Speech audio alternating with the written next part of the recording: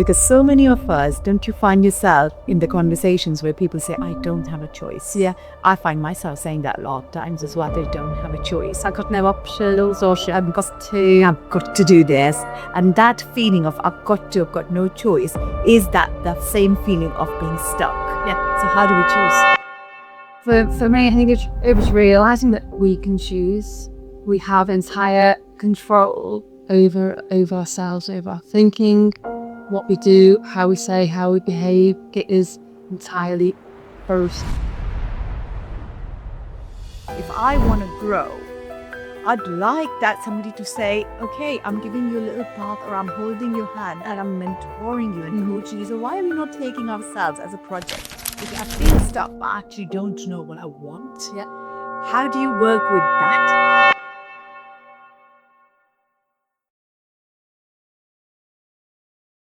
Welcome to Her Own Narrative. And today we have lovely Fiona, new life coach.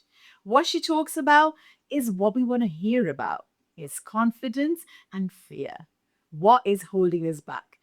Her motto, life is too short to feel stuck or to stay stuck. One powerful conversation can change all of that. So stop waiting, go hit the button, go onto her bio and get that conversation started. But before that, listen to this podcast. Hi, Fiona. Hello. How are you? I'm really good, thank you. Was the drive okay? It was straight one all the way through. Yeah, so no, it's really quick. Amazing. Right, Fiona, before we hit the button record, I was going to delve into everything. And I'm like, no, let's record. So let's talk about, when did you start life coaching? So I started my training about 5 years ago now. And I think it was several years before that I started to feel that I wanted to do something different. I'd been in hospitality for years. I was a general manager of hotels. I had big budgets, big revenues, big teams. And I loved what I did. I love serving people. I love going out my way to help people. And I'd gone through a number of challenges, but I just felt it started to kind of question things and think about things. And so after a couple of years of working out what I wanted to do, I then picked this training to do.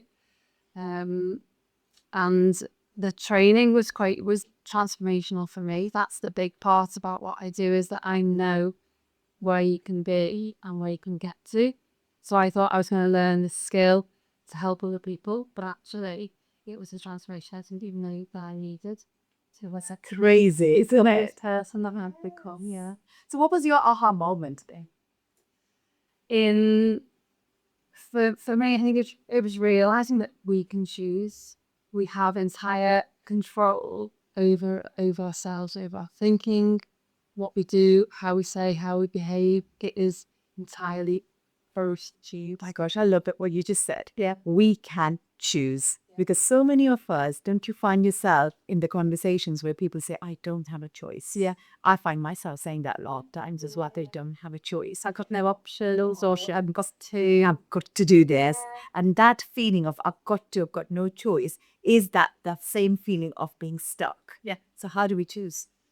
So I think it's knowing, it is literally getting to that point where you understand that is a possibility for you. So sometimes it's asking question, it's checking in with ourselves. Often life is busy, isn't it? We're going from one thing to the next, and we're on that treadmill or that roller coaster. Things happen to us, but actually if you take the moment, it does require that sort of reflection to think, okay, do I want this belief, or if you said, oh, I'm not good enough, I'm not very good at that, or whatever it is, or I have no option, it's like, well, why am I choosing to do that? Why am I thinking that? And quite often, some of the beliefs that we have aren't even our own. So we have absorbed it.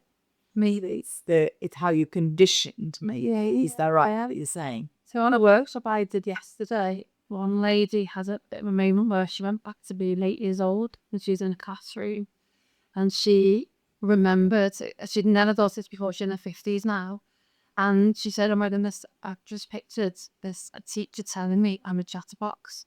See, I've always been the quiet one. I've always been quiet. She didn't think I shut up though. So literally from being told she's a chat fox, she's been the quiet one. And That's shaped her entire life. And she stopped talking because the teacher told her she was a chatterbox. Yeah. Oh my gosh, that's crazy. So these workshops, how do you get to that point where you got that 80-year-old self out? so Sorry, I'm just going to interrupt. Yeah. You're more than welcome to give a glimpse if you want to do anything on me, because that's what wins out biocancer. If you want to do anything and say, make it like a conversation, make it a workshop because it's about you. Yeah, it's not about me. That's right. So, but even if you want to say, let me try this with you now. yeah, okay. I don't know. So we use a lot of visualization techniques. So it's looking at so everyone does pictures in their heads in different ways. So we can do a little example now, for instance. Oh my gosh, right on the camera, go for it. Let's do it. So just to kind of get an idea of the picture in the head. So if you close your eyes, and if I ask you, when you think of an apple, do you have a picture? And so if you put your hand up on your mental screen where that apple is, just put your hand away and you can see it. Okay. Okay, that's right now, open your eyes. So maybe that's fine. So your apple was here. Yeah. And what type of apple? What did it look like? It was like a red and a little bit yellow coming off line. Like had a little texture on it. Oh, okay. Yeah. So we do, that's one of the first thing we do, just to demonstrate that we make pictures in our heads. And yesterday, the ladies that did it, one had a very green Granny Smith. One had a flashcard, like a children's flashcard with a picture of an apple on it. So that was sort of demonstrated that how we think is different, the pictures we create in our head is different. And that's how when say somebody says something to you, there can be different interpretations of it, and people can misconstrue ways, that's how they people take the different things away from it.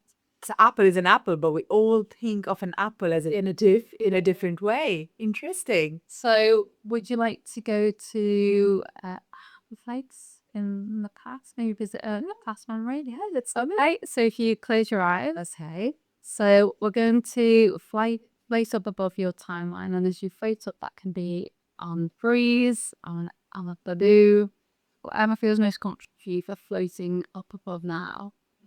Okay. And then if you imagine your life as being a lion, and as you were going to float back into past your happy events. I really struggle with this. Okay. Yeah, I really struggle growing that. I would try. So just float back to above a comfortable height above your timeline and float back to a happy event. And let me know when you're there.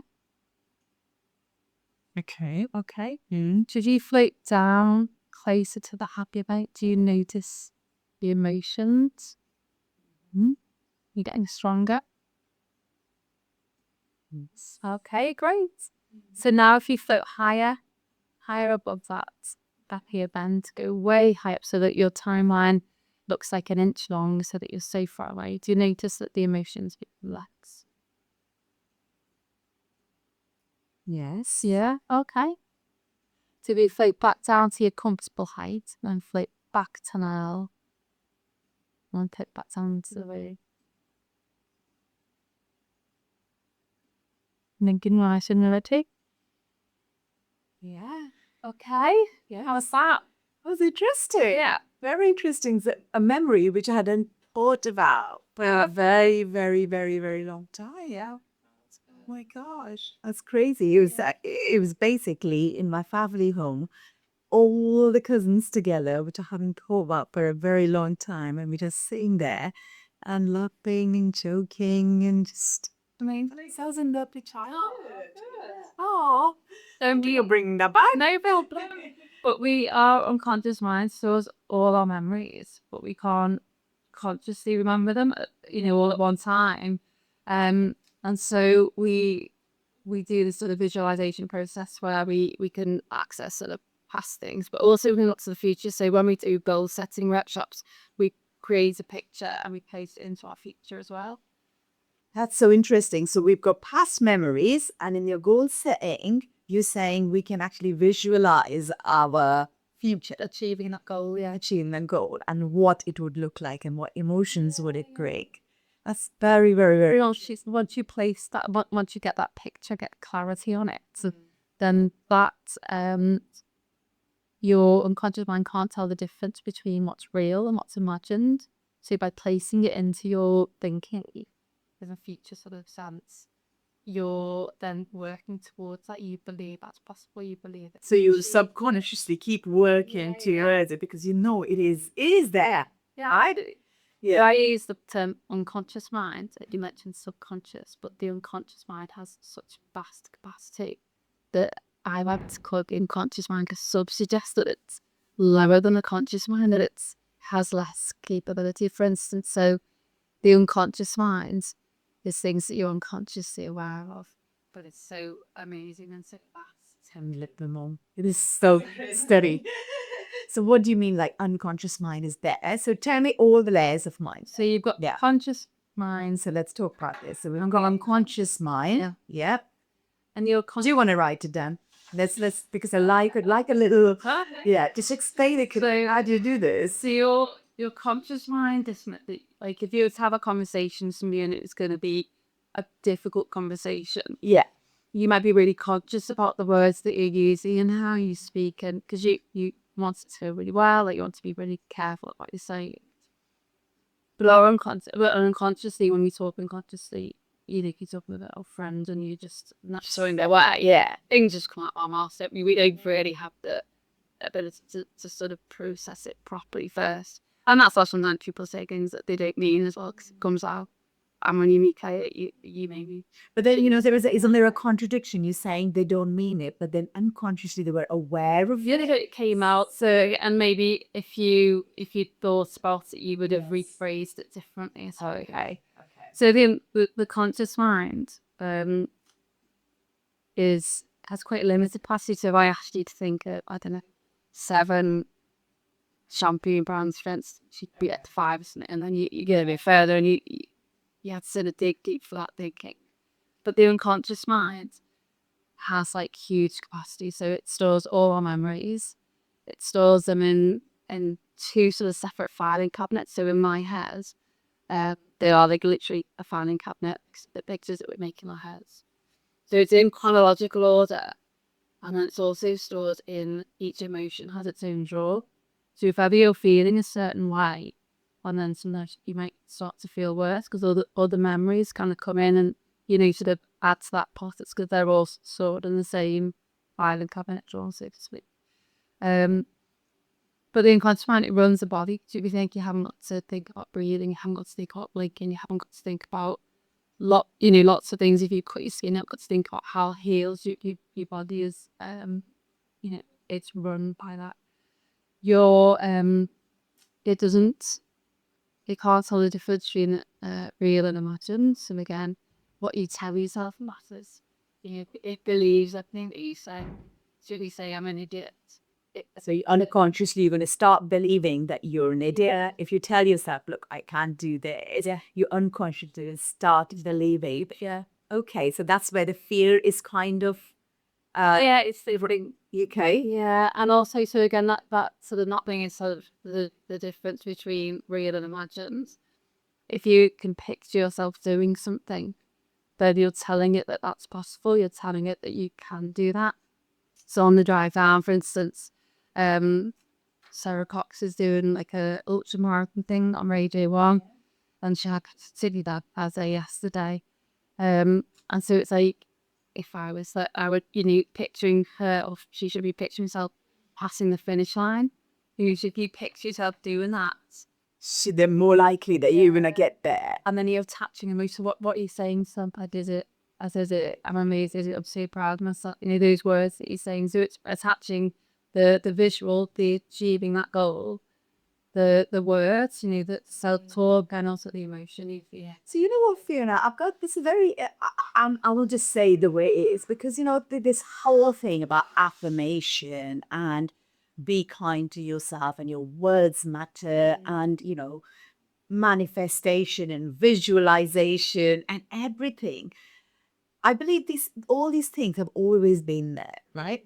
Obviously, the more aware we are, the more we talk about it, becomes a bit of a fad as well. That everyone's saying the same things. Because obviously there are two schools of thought in everything.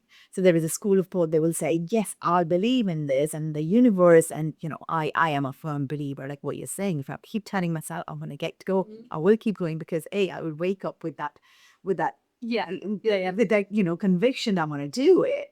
While if I do not believe in it, I'm not going to even wake up with that conviction. In fact, I will have a whole dry day. But then there is a school of thought that whatever, these things don't matter. You just have to do what you have to do, kind of a thing. So where is my, I suppose what I'm trying to ask you is, everything is interlinked, right? It starts from being kind to yourself, saying the right words, then having those words of affirmation into visualization, into manifestation, right? And you can literally change your life like that. Yes, yeah. I think, and it starts with that first step. It's if you sort of think about what do you need to do. So, for instance, on the goal setting workshop, we place your goal in your future time at. I always say, then I'd love to tell you that that means it's going to happen, but it's not. If you sit there and do nothing, then it won't happen. So you've told your unconscious mind that it's possible. You've got that picture, what it looks like, it sounds like, it feels like. But there are kind of requisites which you do need to take action.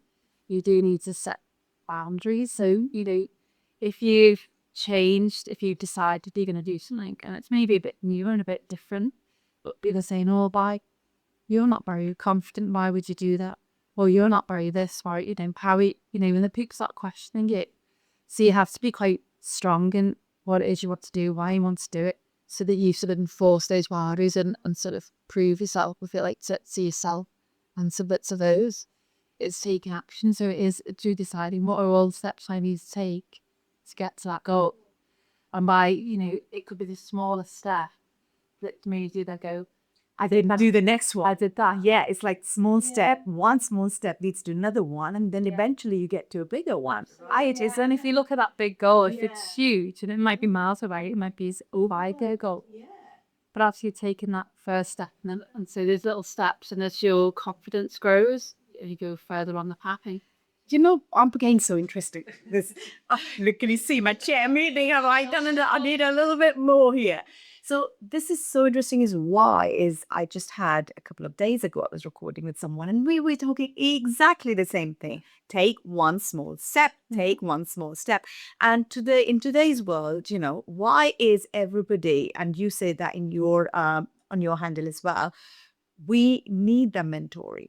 We need that coaching because a lot of things are holding us back as well. And, in the olden days, maybe, only the businesses need mentoring and only non-exec directors were only for big businesses. But on the same level, like on a similar level right now as an individual, if I want to grow, I'd like that somebody to say, okay, I'm giving you a little path or I'm holding your hand and I'm mentoring you and coaching you. So why are we not taking ourselves as a project?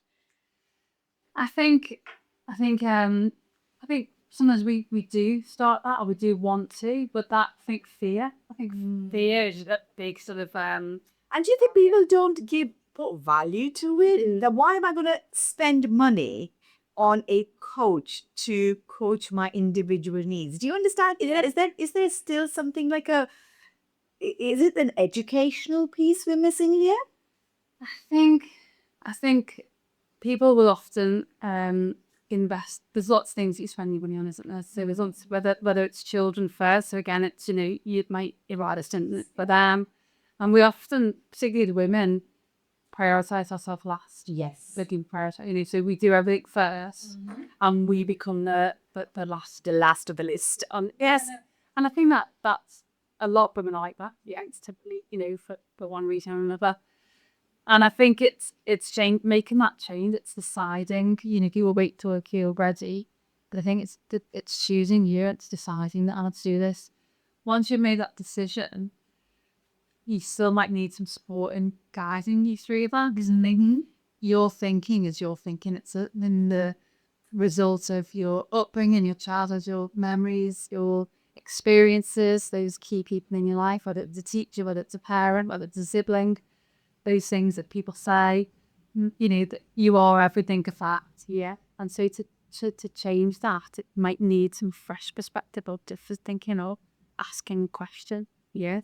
So I once worked with a lady who had hit burnout and was looking to do something different. And after a couple of sessions, one of the suggestions I made to her, she's like, "Oh my God, why didn't I think of that?" And it's we often don't think of the most obvious solution because we're so maybe frantically looking for something, or we're in the problem and we're like, we've looked at everything and there's no other options. But just a question or well, why do you believe that? And then you start thinking, well, I don't know. My mum said to me, I'm terrible at making decisions. So I stopped So making so decisions. actually, so I use it to pull out these little sort of things that we've decided. Because also I feel that is very convenient for as well. It works because if I can blame someone else for the lack in me, it just justifies my action. Does it make sense? Like, oh, it's because you said that. So now it's okay. I'm justifying it to myself subconsciously that it's not really my fault. Yeah. So because mom said that once doesn't mean I can't make a decision. But that's so, and all of us do that. Yeah, it's not about this one person. So coming back to why we do this is, there are lots of women, all in different arenas of life and everything. And a lot of women are feeling stuck. Yeah. But why this is, you and me are normal next door girls. Yeah. Right? If we can turn things around, so can they. Right? And we lead by example. Yeah. I always feel that, you can tell the child to do the XYZ, but if we are doing XYZ and we're doing ABC, they are more likely to do ABC, even though all your life you've told them XYZ, because you lead by, you learn by example, and so that you absorb what you see, like unconsciously, that. And I always used to use subconsciously, and I've just noticed I'm using unconsciously now. So, what would you be happy to share why and how you changed your own life? Yeah. And why is this important is, somebody else would say, if she could, I could. Absolutely. Yeah. Yeah. So I went through a number of challenges, mainly relating to sort of being a mum in a workplace.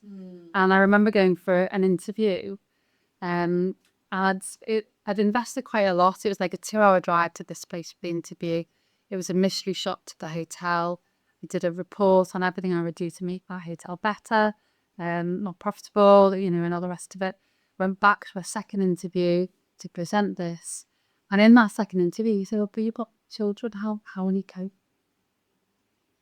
And there was a guy in role at that point, actually, who wasn't performing. And I checked on it because I said, I wouldn't want to take somebody else's job without them knowing. Does that make sense? Yeah. Did you thing into for a role? And he said, no, he's on a performance plan. He knows that it's not working out. So this was like a deep interview, if you like. And I said, and has he got any children? He said, no. I said, so you've got a man doing the role with the kids who's not performing. I said, so you need a woman with kids because we get stuff done, don't we? I love that. I heard from him again.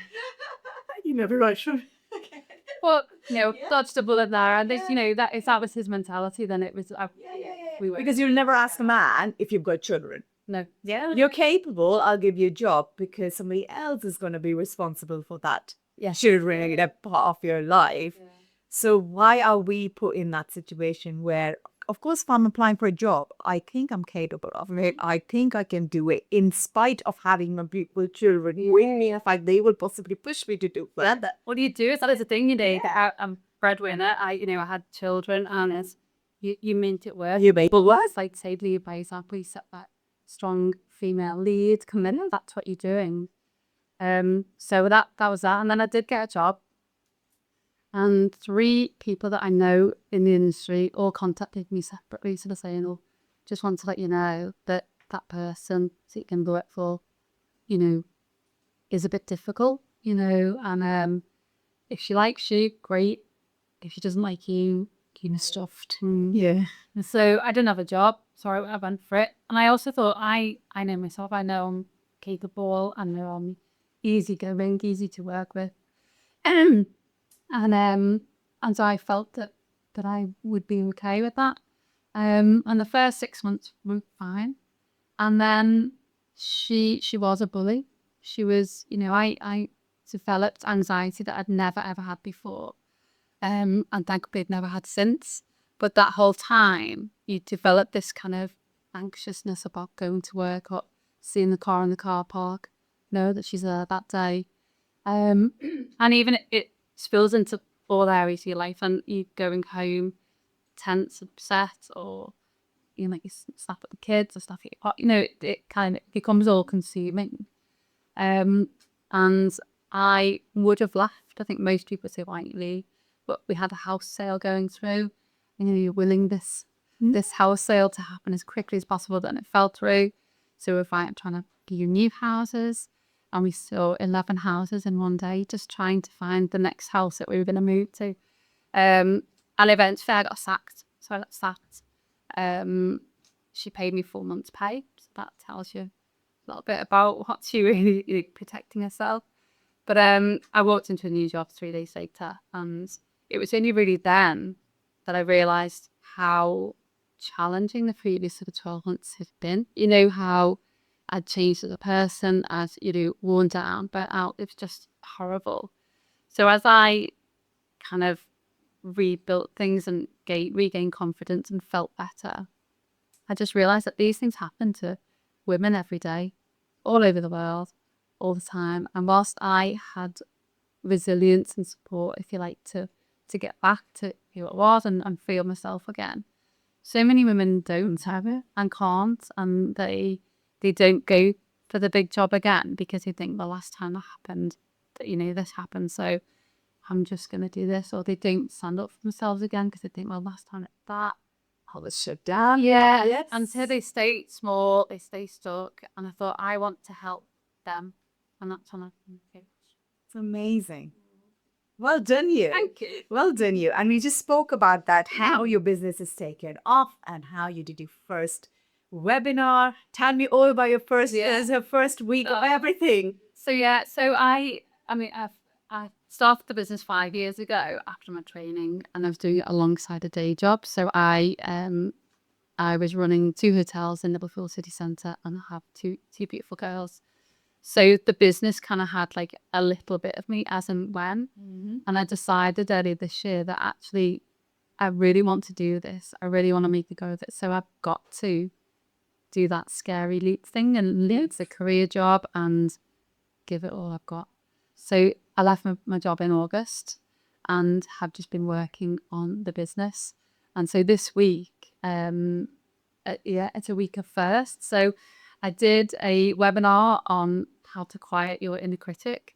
That was raising money for a charity that I'm an ambassador of.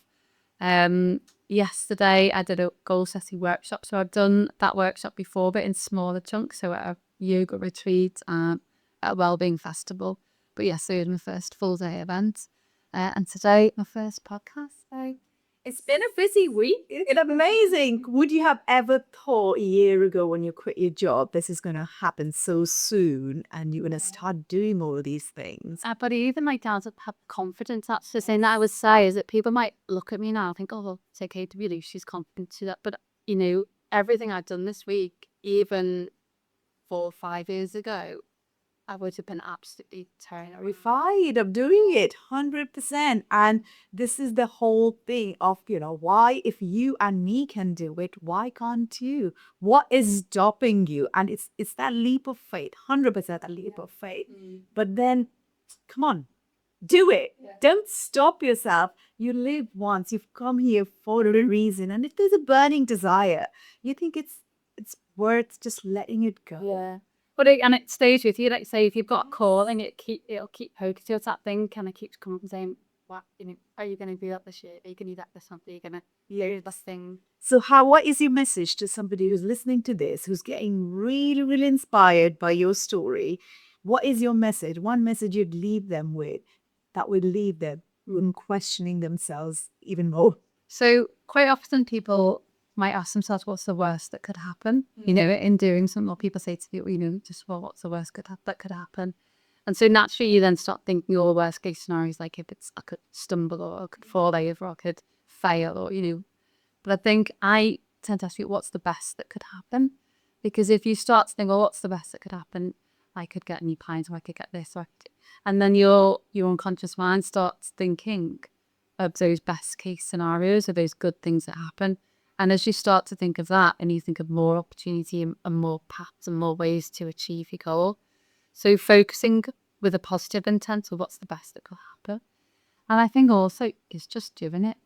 You think that, you know, it's going to be this big scary thing, and then you do it. And think about anything in the past that you hesitated doing, but then you have actually done, and it wasn't as scary, it wasn't as bad as you thought. And use that as your fuel each time. Think about the last time that you did something when it pushed you outside your comfort zone, and notice each time it got bigger and bigger and bigger. And it is just taking that step.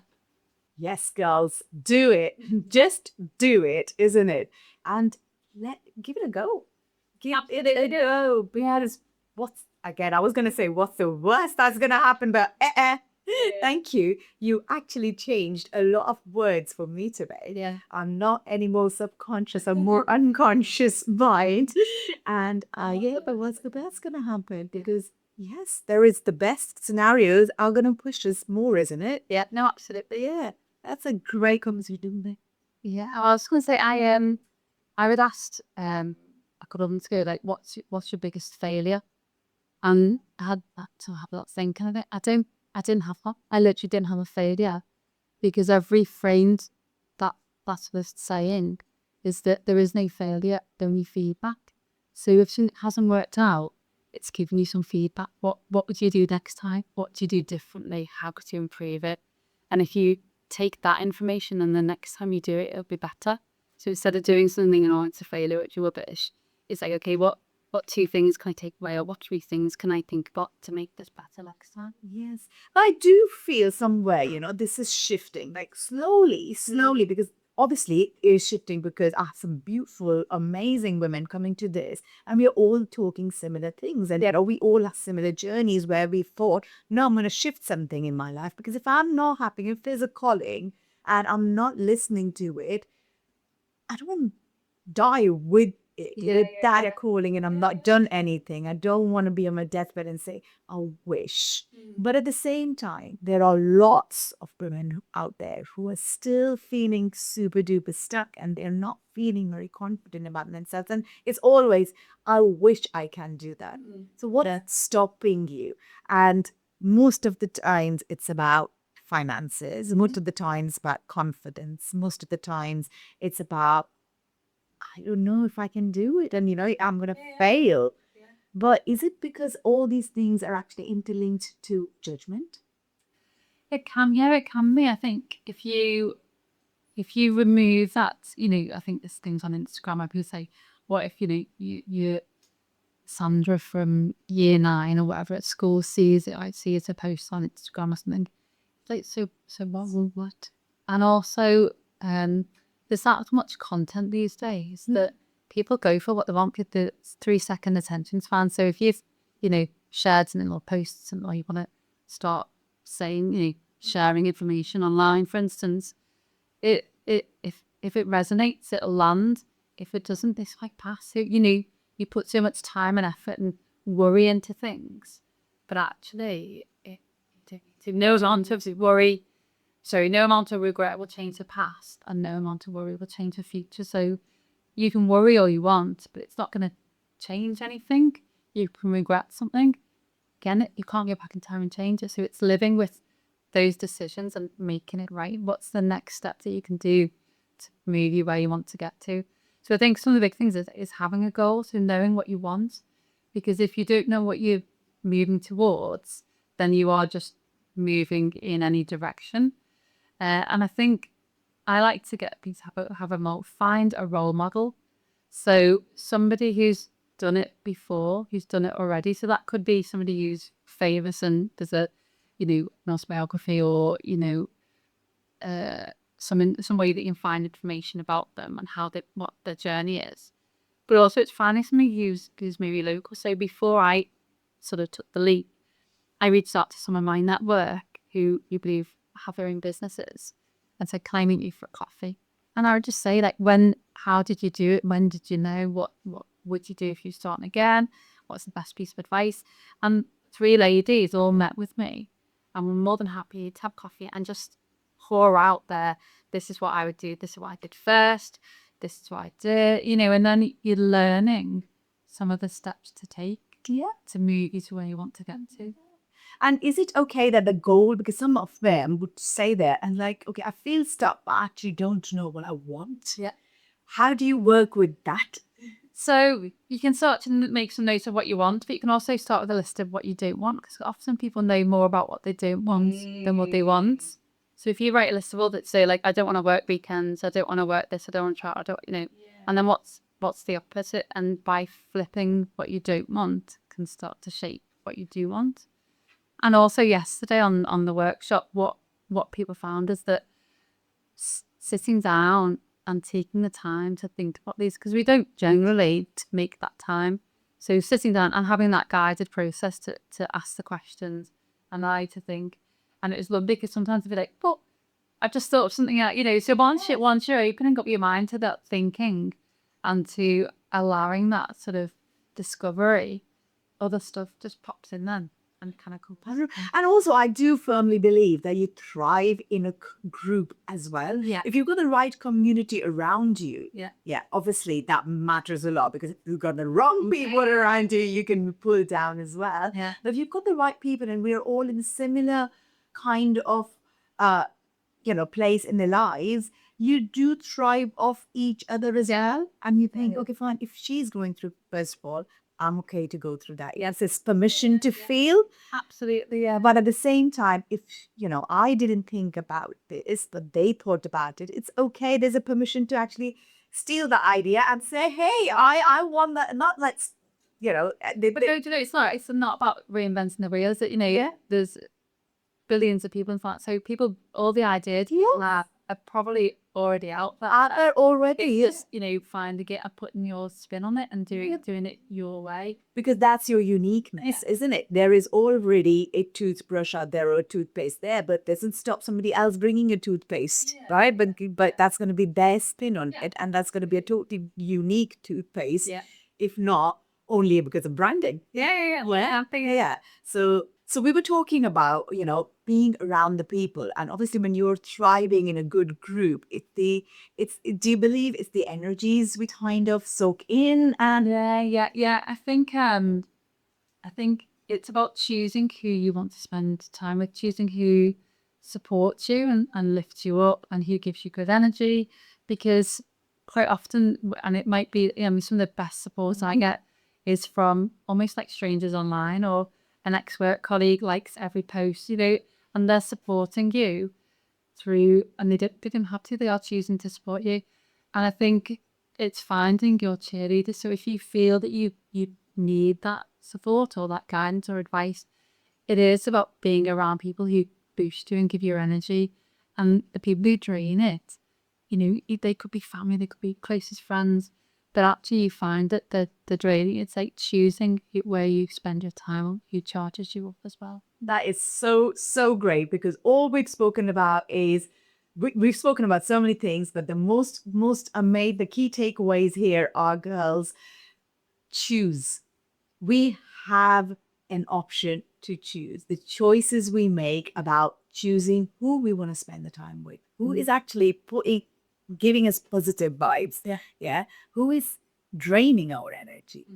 It's about conquering our fear.